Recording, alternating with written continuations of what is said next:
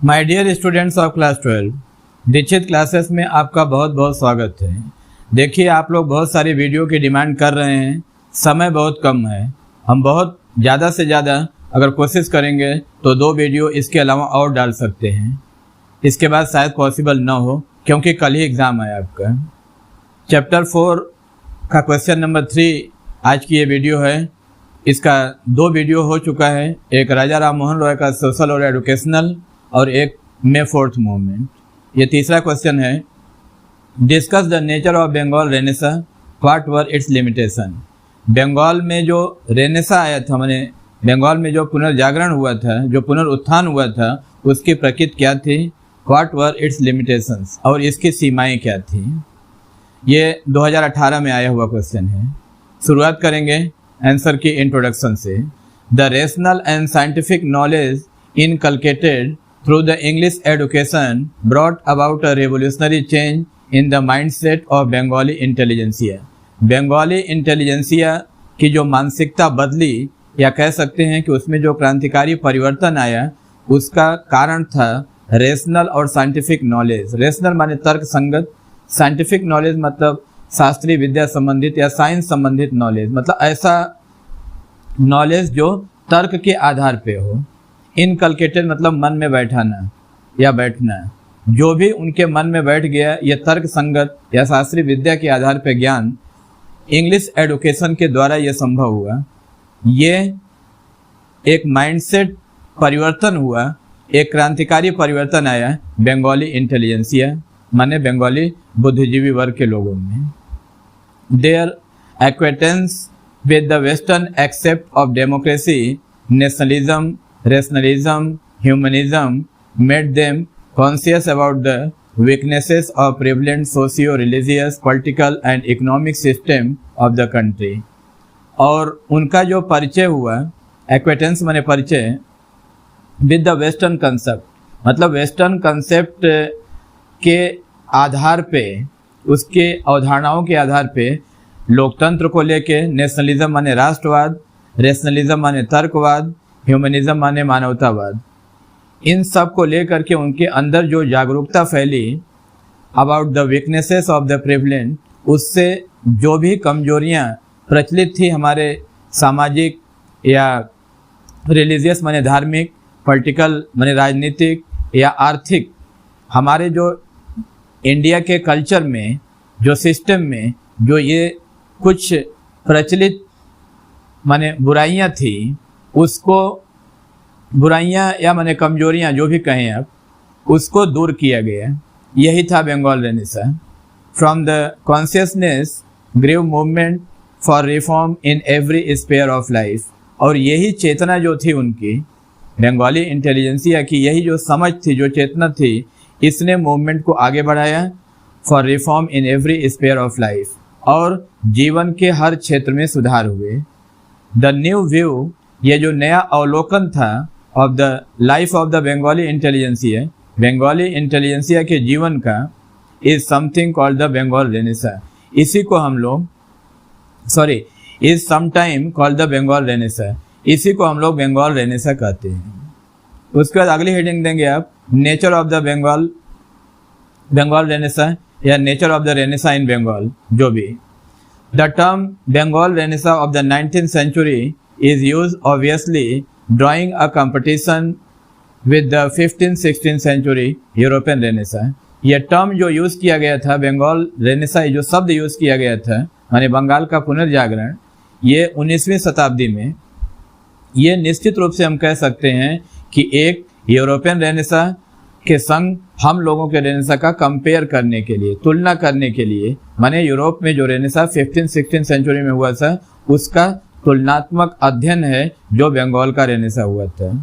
Now it is better to understand, ये हम अच्छी तरीके से समझ सकते हैं, the feature of the renaissance, इसके लक्षणों को, before a comparison is drawn. हम पहले कंपेयर न करें, माने तुलना न करें, उसके पहले हम अपने रेनेसा के बारे में पढ़ लें कि हमारी रेनेसा क्या थी, between the Bengal renaissance and the European Renaissance.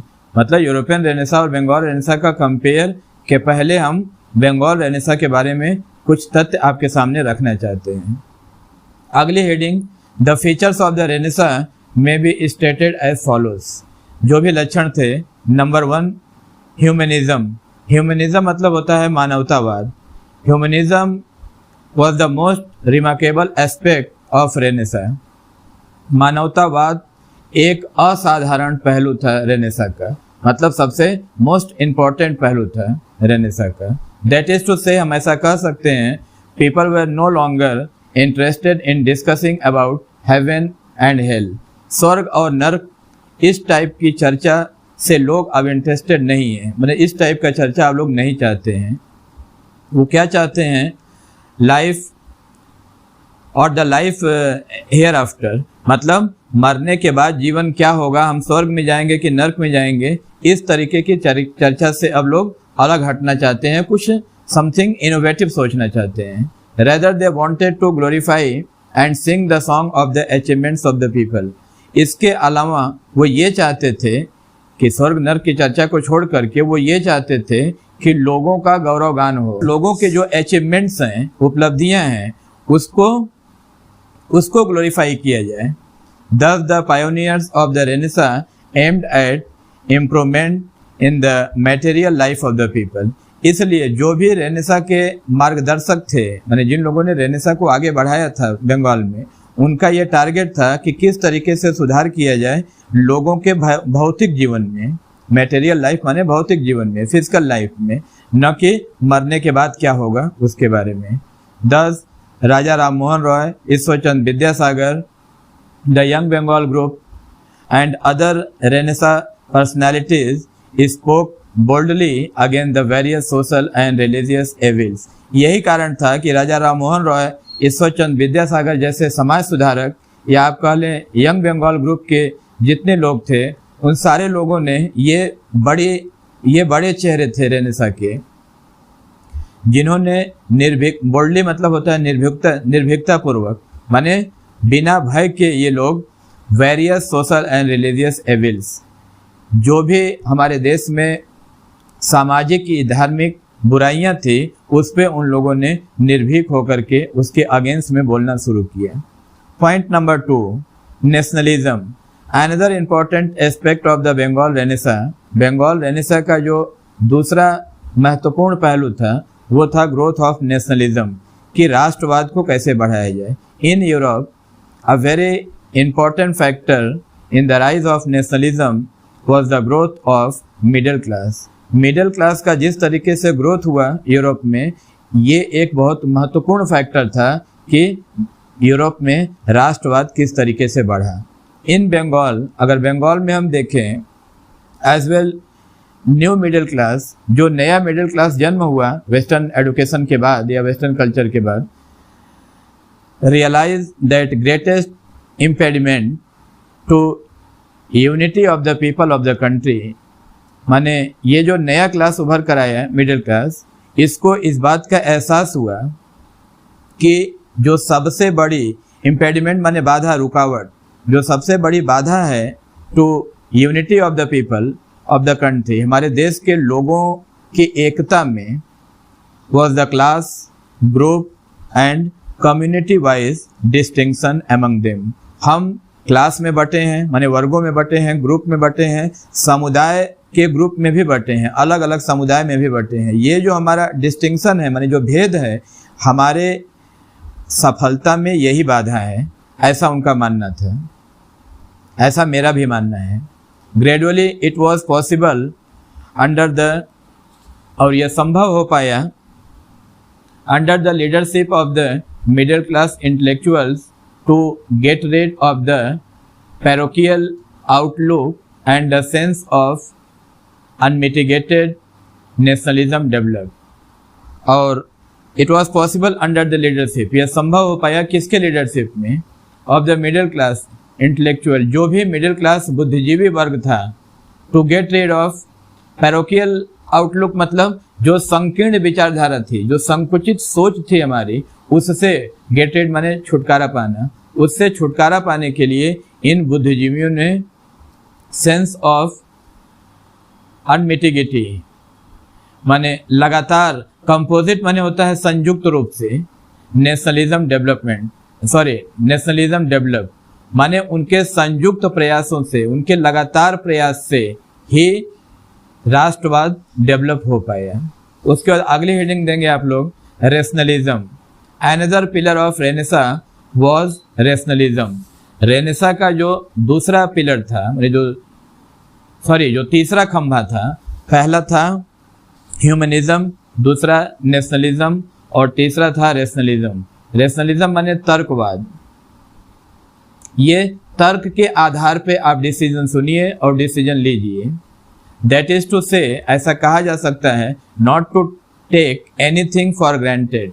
कोई भी चीज़ हम सिर्फ स्वीकृति के आधार पे कि नहीं पहले से चला आ रहा है, उस तरह से हम स्वीकार नहीं करेंगे। रेशनलिज्म का ये मतलब हुआ। The propensity was to apply reason to everything before acceptance.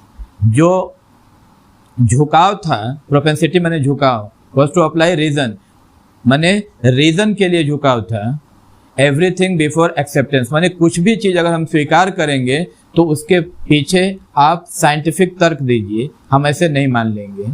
दस द बंगाली इंटेलिजेंसिया, इस तरीके से बंगाली बुद्धिजीवियों ने ट्राई टू अप्लाई रीजन, उन्होंने रीजन खोजना शुरू किया।